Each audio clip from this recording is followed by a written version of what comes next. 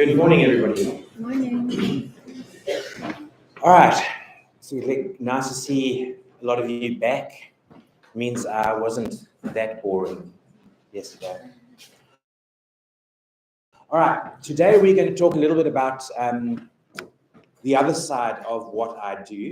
Yesterday we spoke about harm reduction, which is the treatment side, how to identify substance use disorder and stages of addiction, the cycle of addiction, and the cycle of change. Now, today we're going to be focusing on the other side, which is demand reduction, and basically it's what is historically known as prevention. So, before I begin, what is your understanding of prevention? Anyway, okay, guys, we only got 45 minutes and we've got a shitload of stuff to get through.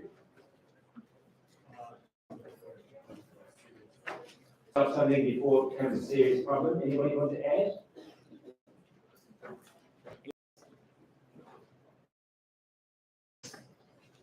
All right. Is it too early in the morning for Rhodes students?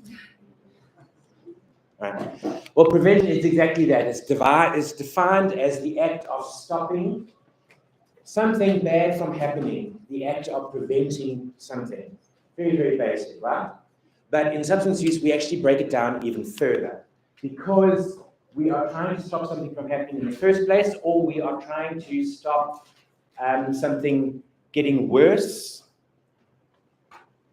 and that is secondary prevention.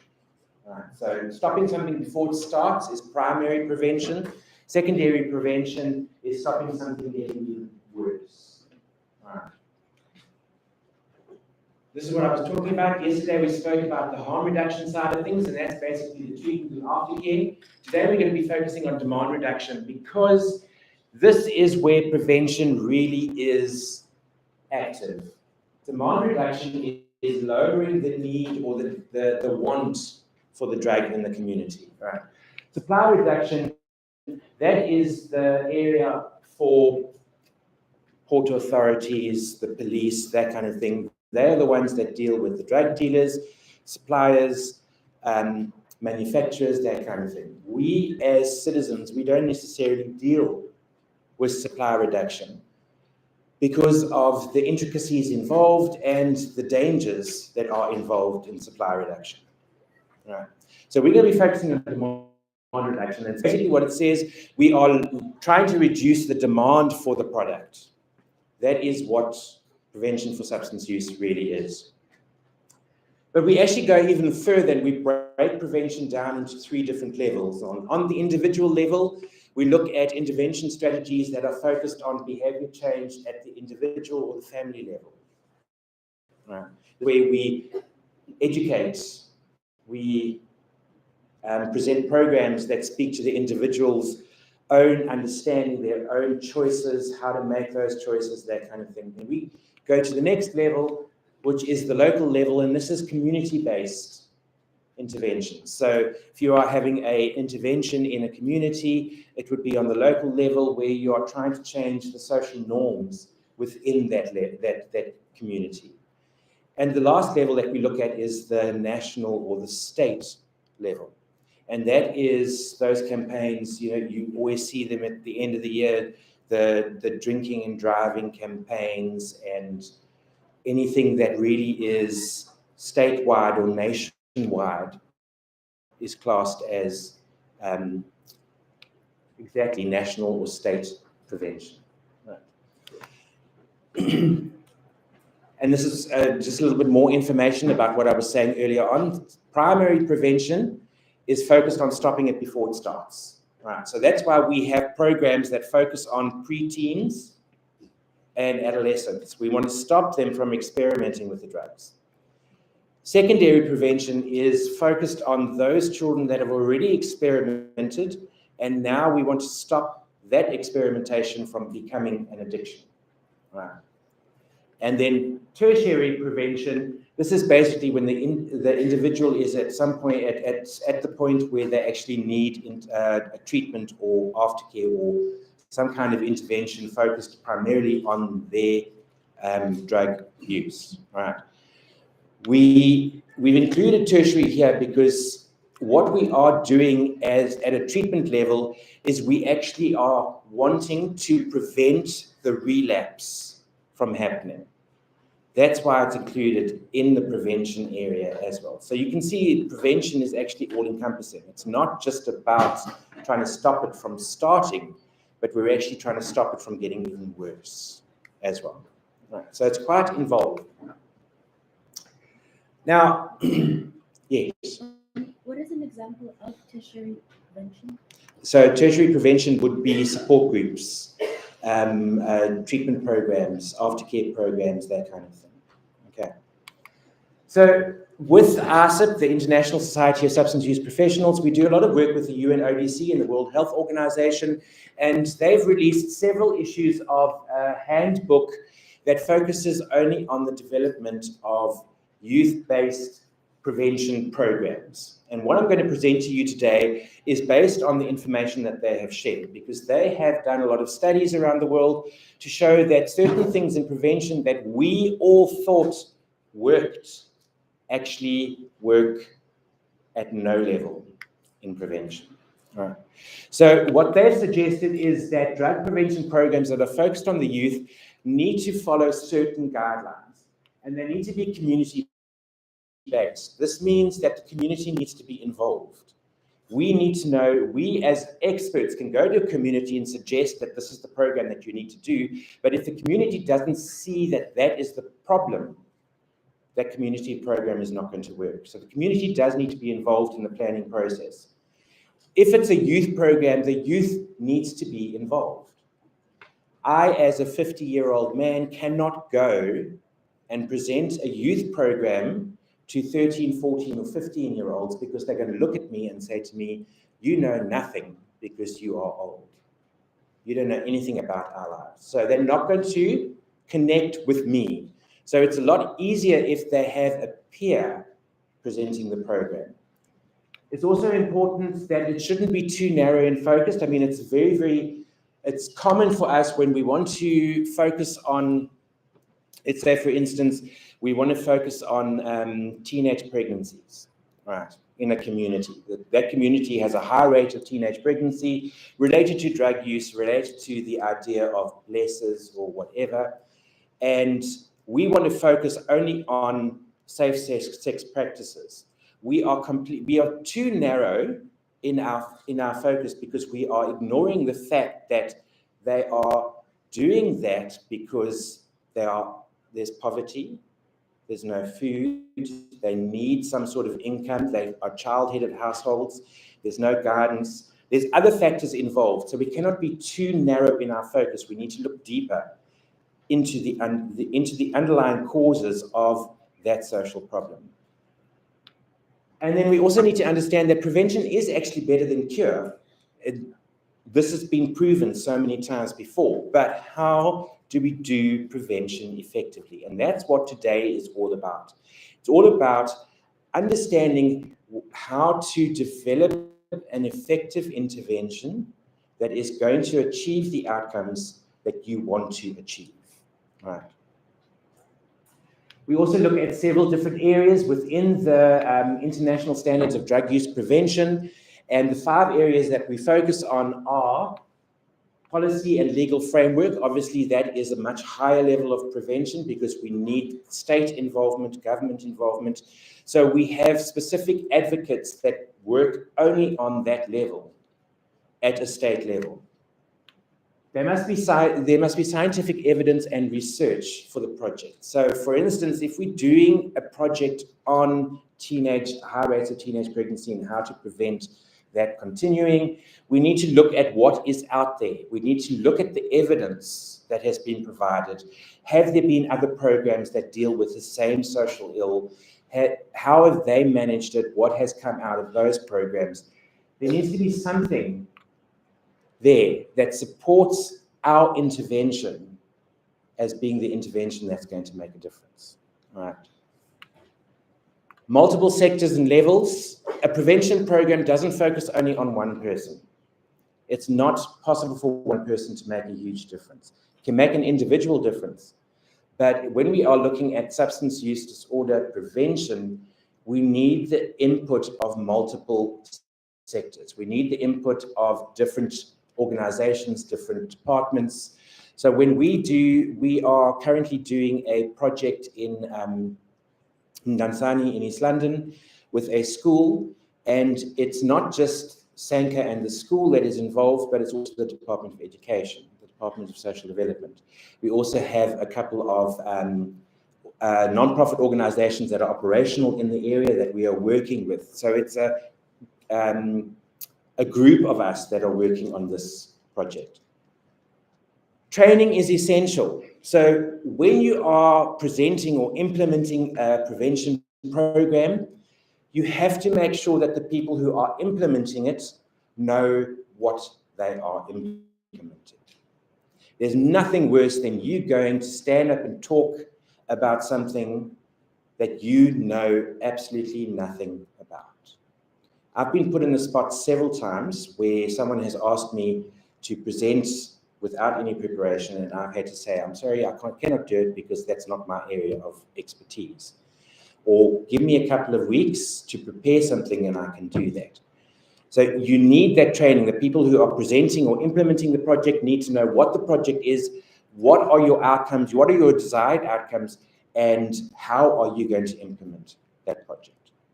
And then finally, sustainability is all important. The reason being is that we are moving away from the historic idea that prevention is once-off events.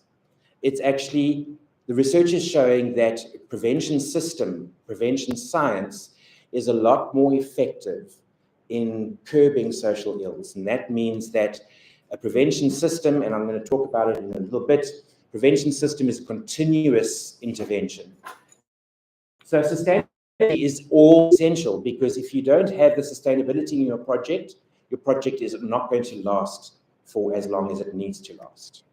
Right. And I'm going through this very, very quickly, but we have a lot of stuff to go through. So I have a question for you. Why do you think these initiatives didn't work in the long term? Now, I wonder if any of you heard of these?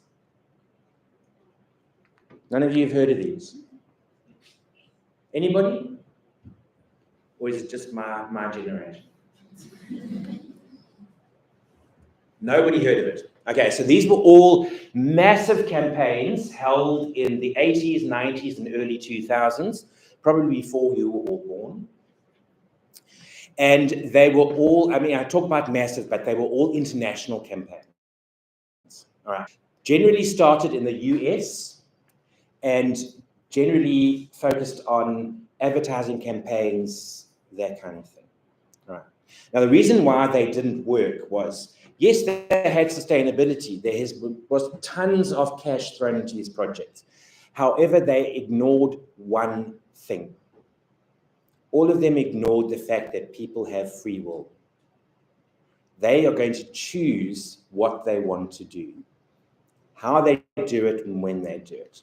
So the idea of just saying no to drugs was very, very narrow focused, because a person in a situation where they are being coerced into experimentation with drug use doesn't necessarily have that option to just say no.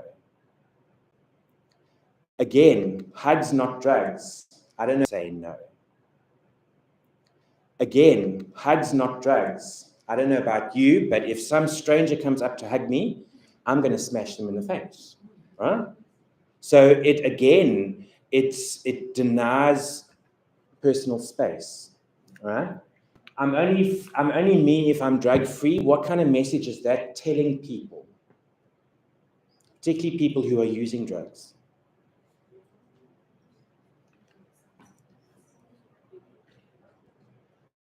That they're not normal. Yeah. So it's basically saying to them, well, actually, you are an abomination being who you are. But actually, the person who is using a drug, that is who they are. It's part of who they are. So we have to acknowledge that. And then finally, I have the power to be drug-free. Well, I'm going to leave that with you because I can go on forever about that one. Okay, but these projects did not work because they were, first of all, they were too narrow in their focus, they were too big, and they ignored the fact that people are still going to do exactly what they want. It was focused on youth, but there were no youth involved in the planning of any of those projects. Okay.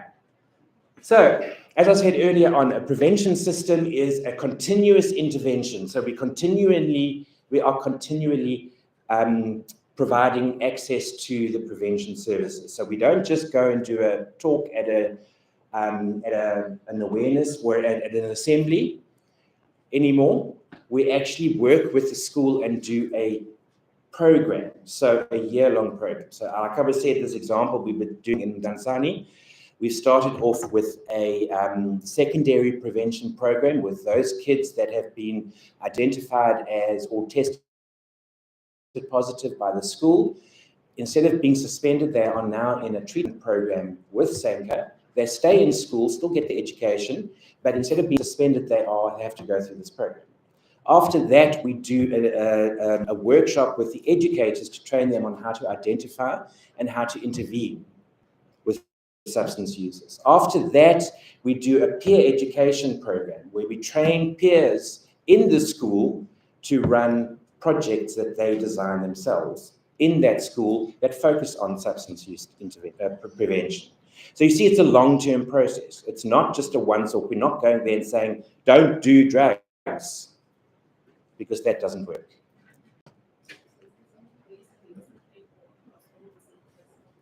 The project I'm talking about is only mine.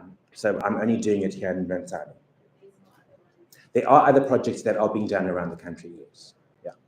But there's a global initiative, and as I mentioned, ASIP, that we are moving away from the historic prevention idea that it's just you go in, you educate, and you go away.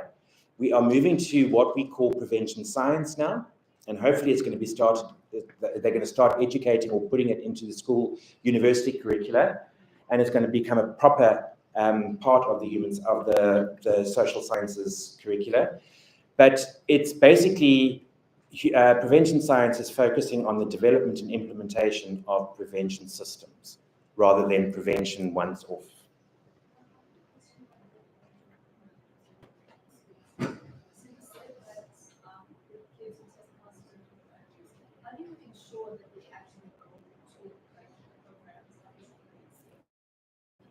So there are the question is, how do we ensure that those children who are in the program, in the secondary prevention, who have tested positive, that they stay in the program? It becomes part of the requirement for them to stay in school.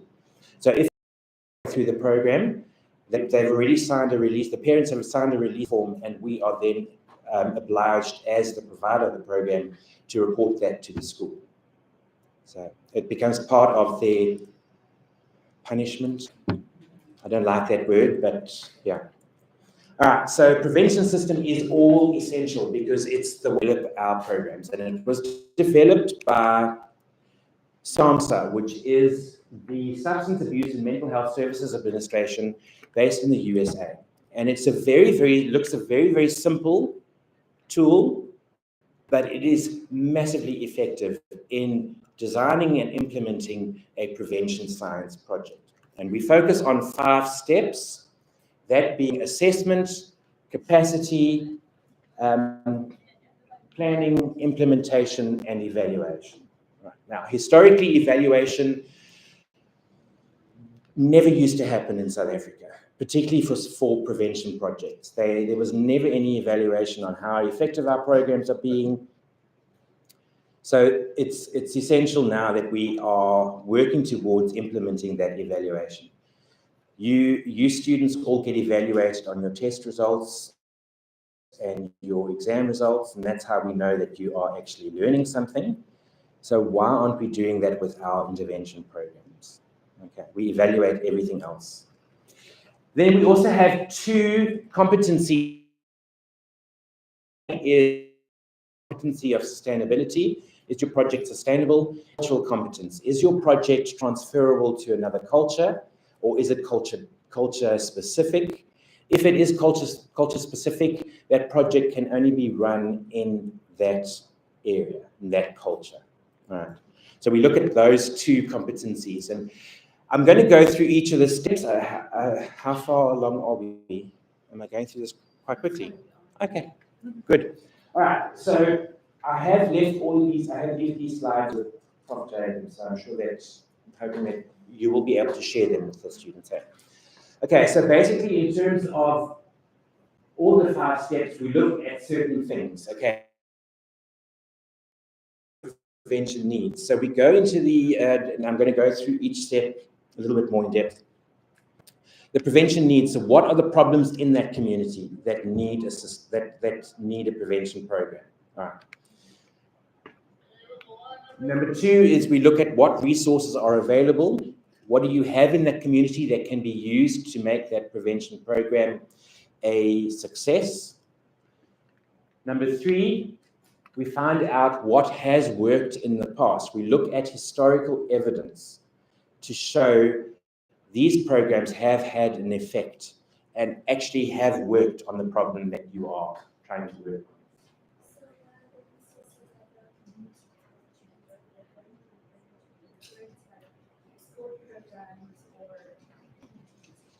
Very interesting question, and you preempted one of my slides. So keep that on the back burner, we'll get to it now. Okay. Implementation, only after we've done step 1, step 2, and step 3, which in itself can take anywhere from a month. Those 3 steps can take anywhere from a month to about 6 months to get through if you're going to do it correctly, because a community assessment can take you some time to get all the information that you need. Only after we've done those do we actually do the implementation. Only after we know what we're working on, how we're going to work on it, and who are we going to work on it with, are we then able to implement the program. And then finally, the evaluation. This is where we examine the program and see, has the program actually achieved the outcomes we set out to achieve in our planning phase? Right. Has the program actually made a change in the problem that we were trying to fix in that community? So for instance, I'll use the example again, teenage pregnancy. If we go into a community and the community has identified that we have a high rate of teenage girls dropping out of school and falling pregnant, we can use baseline statistics from the Department of Health. These are the number of girls in that age group, in that community, in the preceding years that have had children at those ages. We implement our project, we come a year later, and we get the same statistics and see, has there been a decrease or an increase in the number of girls who have fallen pregnant after that project? If there's been an increase, our project has been completely ineffectual, right? If it's been a decrease, something in our project has actually worked, so now we can do it again, and hopefully we get the same results over and over again. It's called fidelity. If you are implementing your project and you implement it the way you designed it correctly, you can then implement the project again and get the same results once you've implemented it a second time. Okay. And then our competencies. As I said, sustainability. Is our project sustainable? Do we have the correct resources, enough resources? Are we able to continue implementing this project if we don't have the money for it? Right. So for instance, my project in Dansani with the school, it's not just my project. I've been clever. I've made it all of our projects. So the financial burden doesn't just fall on my organization, but it falls on all of our organizations. But for our project to succeed, we don't need that much money. We actually need the resources of knowledge We need an area to conduct all of these things. We need assistance in terms of, okay, so who's going to provide the refreshments? Maybe, one of the spas in the area is providing us with the food for the program, things like that. So the resources are not just financial, okay? And then cultural competence, this relates to, as I said earlier on, is your project specifically focusing on one culture, or is it focusing on a number of cultures? When we are planning a prevention program, culture doesn't indicate race. Please remember that, okay? When we talk about culture in a prevention program, we talk about the social culture in that community, okay? You can have a community that is made up of black, colored, and white, that has their own culture in that community that is completely different to the same racial makeup in another community.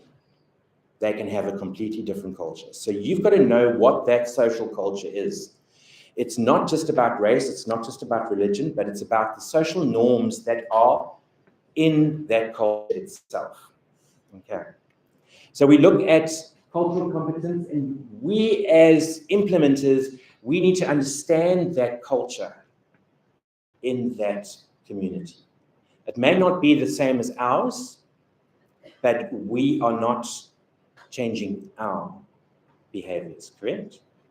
We are trying to assist the community to change their behavior. So we've got to understand how it works in their area. Okay. Everybody with me? All right. So, in step 1, we focus on 5 questions. We focus on what, how often, where, who, and why. Okay. So, step 1, we are looking at the community, at the assessment. We want to go in and get an understanding of what are the problems in that community. Okay, and this is where you cannot do it on your own. You've got to do it with the community. You meet with community leaders. You meet with, health professionals. You meet with youth groups, church groups, whatever. But you get the information that you need, and you're answering these questions. What are the problems? What are the substance misuse problems in that area?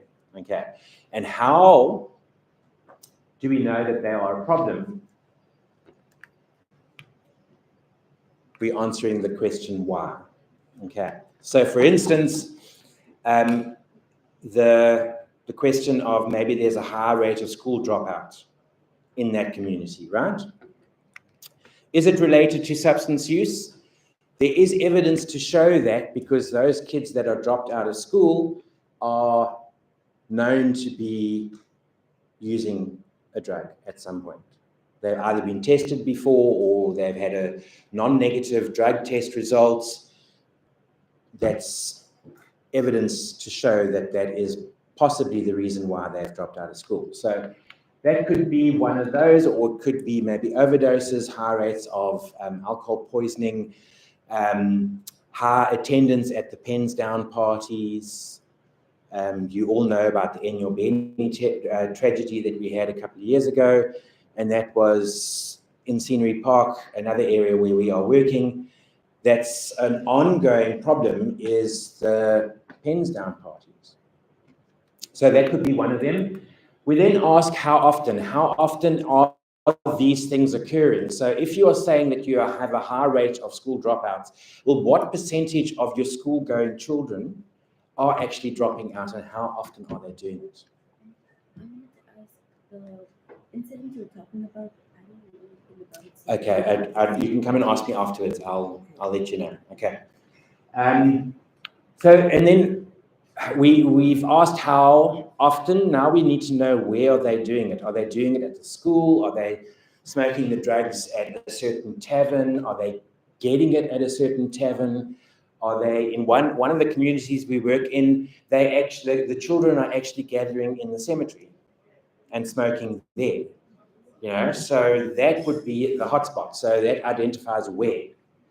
And then who? So who is it? I mean, if we say we have a high rate of school dropouts, is it mainly 14-year-old males, or maybe it's 16-year-old females, or maybe it's a mixture of both? But we need to know, because that's going to influence the kind of project that we're going to implement as a prevention project in the community. We're not necessarily going to present a project on what it means to be a man to a mixed sex audience, right? We're not necessarily going to do that. We're going to do it to teenage boys, right? If we are presenting a project on GBV, we might present to a mixed sex audience, right? Because we might be teaching the girls how not to be a victim or stand up to GBV, and we will be looking at teaching the boys not to be perpetrators of GBV, if boys were the only ones that perpetrated GBV. Okay. So we look at those 5 questions in question 1, and it can take a long time, because if you have a group, I mean, you've heard the old story, you put 3 people in a room and you're going to end up with 7 different opinions, right?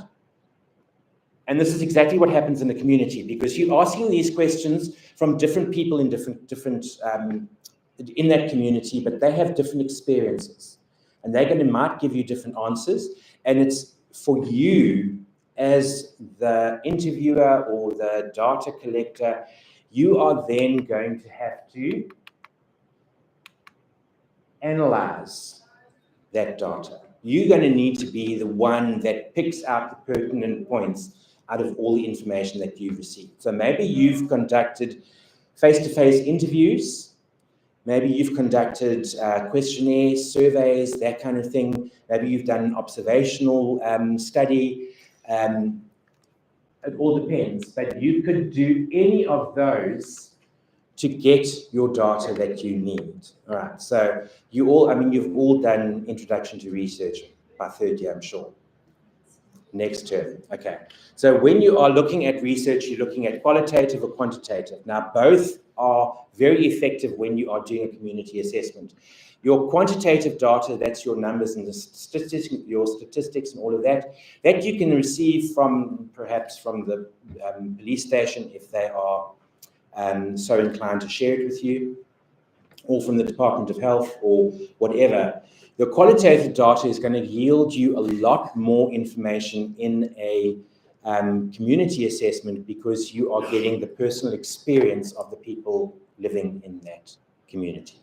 You are going to be able to draw out information in your data analysis that's going to give you insight into what are the community norms in that community itself. Okay. So we look at, when we're doing a community assessment, we look at 4 different levels of needs: the perceived needs, expressed needs, absolute needs, and relative needs. So when we're looking at perceived needs, these are the needs that the community feels they have to have. Okay, so some communities might say, well, you know what, we don't have any tarred roads, we don't have a clinic, we don't have access to a supermarket, there's no access to water, and those perceived needs change from community to community, right? 10 minutes there. Expressed needs, these are the needs that have been voiced to you. Absolute needs, you know Maslow's hierarchy of needs, the lower level: safety, food, shelter, food, water, safety, and warmth, right?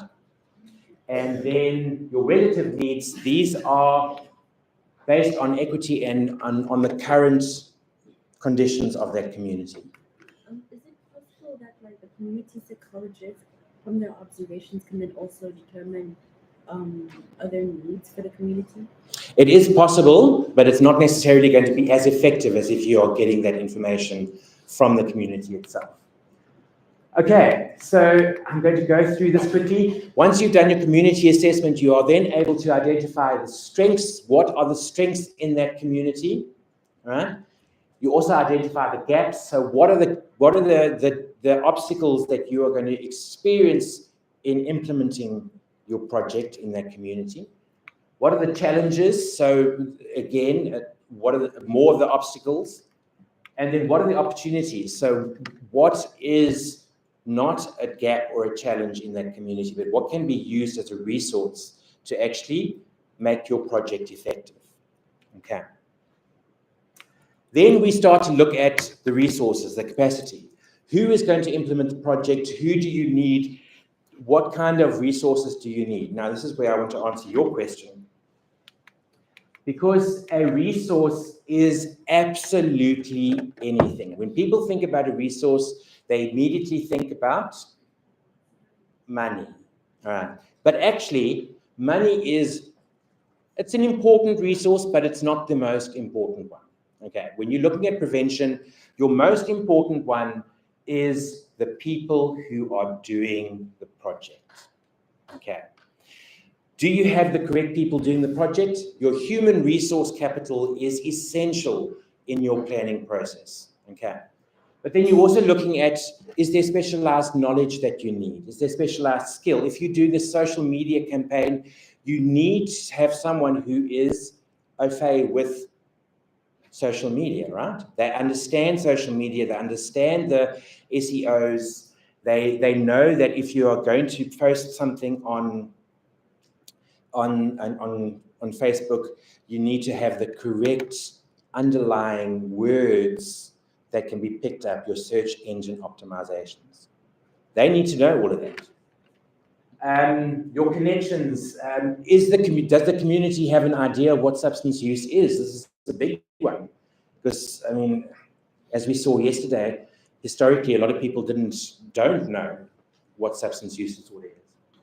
So we need to identify all of those to be able to know, okay, this is the stuff that we need. This is who's going to be implementing the project. How are we going to get that stuff that we need to implement the project that is going to be focused on the problem that we identified in step 1, okay? And then we start the planning process. Now, this is the interesting one, because now this is where you start saying, well, what kind of project can we implement? Are we going to do a face-to-face campaign? Are we going to, maybe we're looking at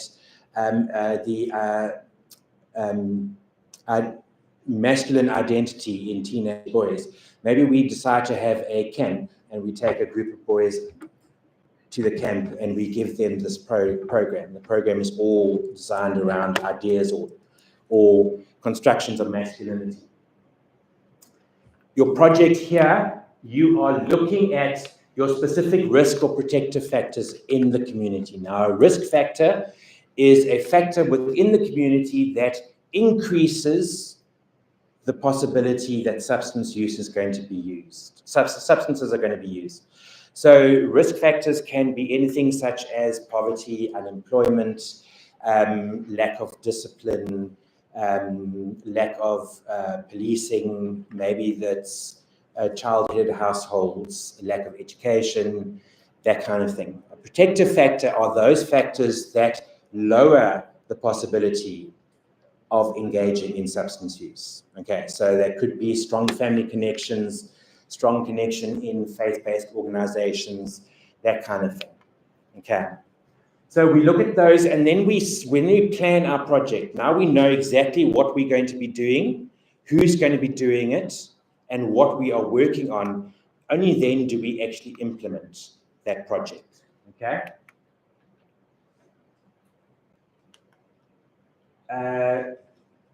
Sorry, I forgot this one. You must understand that when you are planning a project, like I said right at the beginning, evidence-based. So do a bit of research and have a look at, are there other projects that have been implemented? Is there a project in that community that is trying to work on the same problem?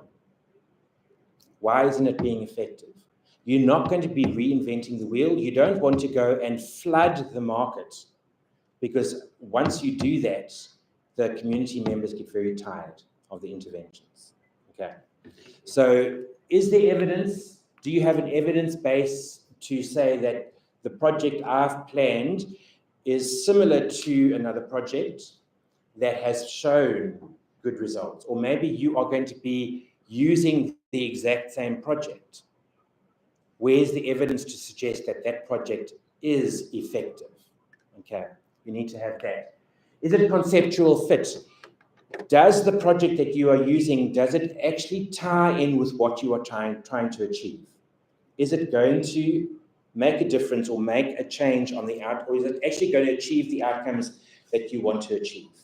Are you going to be able to lower the rate of school dropouts if you implement this project? Okay. And then, is it a practical fit? Is the project appropriate for my problem? And is it appropriate for the age group, the community, and the gender? Okay. So I'm not going to go and present a program on conceptions of masculinity to a group of non-binary teenagers, right? I'm not going to do that because they don't identify as, 2 minutes. So you've got to make sure that you've got the practical fit as well. I'm going to have to race through these last couple of slides. You'll get them from next week. Okay. So now I want to talk about the logic model, and this is very, very important. This is a fantastic way, and it's an easy way for you to put all of the information that you've gathered and know exactly what you're going to be implementing and how you're going to be implementing it. So a logic model is it's a visual representation of your entire project. So on the one side, you have your situation analysis. This is identifying what are the problems in the community. What are you going to be working on, okay? You then look at, your resources, your capacity. What are the things I need to get that project running, all right? Your outputs, this is what are you going to be doing in your project? So am I going to be doing workshops? Am I going to be doing training? Am I going to have a teenagers camp?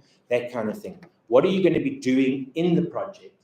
And then your outcomes, this is what are you wanting to achieve? And this is essential when you are planning a prevention project. You have to know, what do you want to achieve? If you go into a project having a vague idea, you know what, maybe we're going to make a change, I can tell you now you're not going to make a change. You need to know for certain that I want to change. The outcome I want is less children dropping out of school. That's one of my outcomes. Okay. How am I going to do that? Through the outputs that I have in my project and through the resources that are in the project. Okay. So it's a very easy and very effective visual way of representing your project. When you are implementing, you implement it according to your project design. What you've planned in the project, you need to implement it. It's called fidelity of the project. Are you sticking to your project? Because if you change your project in the implementation phase, you cannot say that your project has been effective in achieving your outcomes because it's not the project that you planned to implement, right? So you need to understand that. If you are going to be changing the project, your outcomes are going to change somewhat. And then we do the evaluation. And this is essential because the only way that we are going to know, has our project been effective, is if we evaluate the outcomes. We don't evaluate the project at this point. We start with evaluating the outcomes. We want to evaluate, has it achieved what it set out to achieve? Okay. If it didn't, then we evaluate the project itself. Okay. And we can make improvements and make corrections, but only if we evaluated the outcomes first. All right. Any questions before I close up? There are a few more pages, but I'm not going to go through any of that. And this is in your... Any questions? Good. Well, I hope you enjoyed this. Hope you got something out of it. And